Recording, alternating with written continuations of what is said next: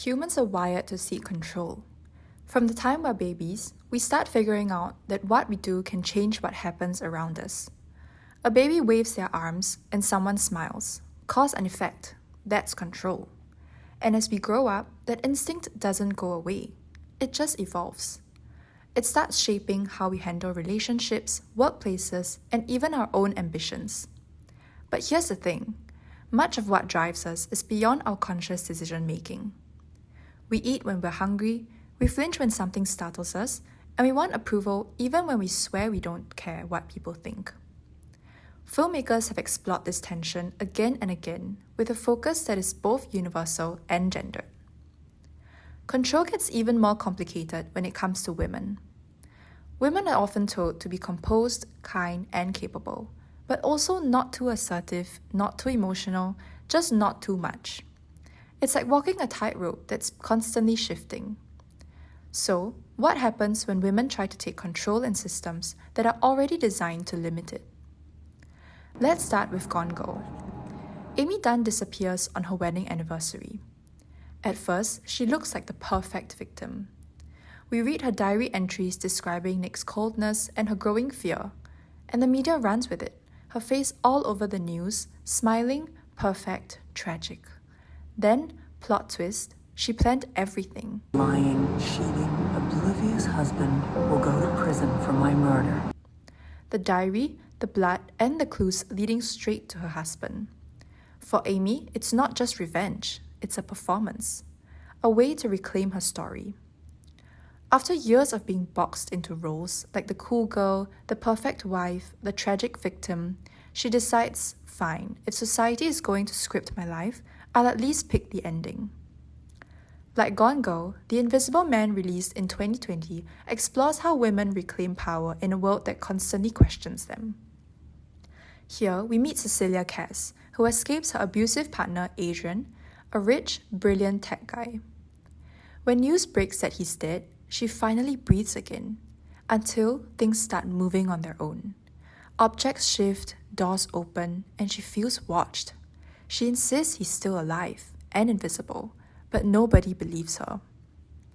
It's not just a horror film, it's a story about control that lingers even after escape. Adrian doesn't need to be seen to control her. His power survives through fear, disbelief, and society's instinct to doubt women's voices. Every time Cecilia speaks up, she's dismissed as paranoid, hysterical. Brilliant, but it wasn't because of anything he invented, it was how it got in people's heads. Her story just keeps getting rewritten by everyone else. By the end, she turns his tools against him. The very invisibility that once trapped her becomes her weapon. When she finally walks away calm and composed, it's not just revenge, it's freedom. The Invisible Man reminds us that sometimes the most terrifying kind of control isn't physical. It's the kind that makes you doubt your own reality. Now, on the flip side, some women don't get to wield control at all. Instead, they live under it. Submissão, directed by Leonardo Antonio, explores that kind of quiet, insidious control. It's a Portuguese film that follows Lucia, a woman whose life completely changes after she reports that her husband, who's the son of the state's vice attorney, had raped her. At first, things seem perfect. There's this early scene of Lucia and Miguel, her husband, at the Eiffel Tower bathed in soft light, hugging and looking like the perfect couple. But if you look closer, small details start to stand out. His controlling gaze and the way his affection feels more like possession. Antonio builds this slow, uncomfortable tension, showing that control isn't always loud or obvious. When Lucia finally reports the assault, she steps into another kind of control, the systems. We follow her through police interviews, medical exams, and court hearings.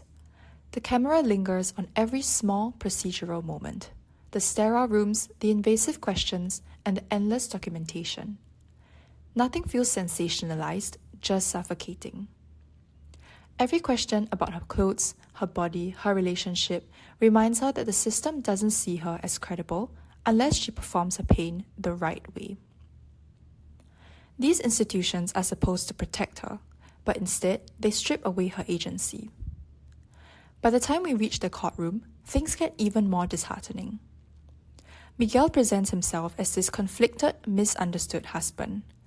The prosecutors debate Lucia's credibility based on her sexual history and her reactions, all things that shouldn't matter but somehow always do. Antonio's slow, unbroken shots make you feel that weight, how control is maintained not just through power, but through perception and social norms. And of course, this isn't just fiction. The Me Too movement revealed the same patterns. Women doubted, dismissed, or accused of exaggeration. Conversations often focused less on what happened and more on whether they behaved appropriately afterwards. Studies show that victims of intimate partner violence are often disbelieved precisely because of the relationship itself. Reports by the EU Agency for Fundamental Rights found that more than half of women who experience such violence never contact the police out of fear or because they assume they won't be believed. Lucia embodies that hesitation, that instinct to stay quiet and to keep things normal. It's a survival mechanism built from years of being told that your pain will be questioned before it's heard. Every small action, walking into the police station, testifying, even speaking at all, becomes a quiet act of resistance. Lauren Harrio's performance captures that so beautifully. Her stillness, her restraint, and the tiny flickers of defiance that show that she's still holding on to herself. Where films like Gone Girl or Invisible Man explores control as strategic manipulation or internalized perfectionism, Submissão presents control as survival under systemic constraints. It's about what it means to keep your sense of self even when every system around you tries to take it away. It's less about power and more about endurance, the kind that's quiet, steady, and deeply human. Across these three films, we see control in totally different forms. Amy takes control by manipulating the narrative, Cecilia reclaims it by confronting her fears, and Lucia resists it by simply holding on to her truth one moment at a time. Together, they show that control is rarely absolute. It's something we negotiate, it shifts, and often it comes with a cost. Power doesn't always look like domination. Sometimes it's invisible, built into systems and stories that shape how we live, act, and see ourselves. Submissão forces us to look at the kind of control that usually goes unnoticed, the quiet, bureaucratic kind. It reminds us that survival itself can be an act of resistance and that agency isn't something we're given. It's something we fight to hold on to. Whether control is strategic, obsessive, or purely about survival, these stories show us that power is complicated and always tied to context.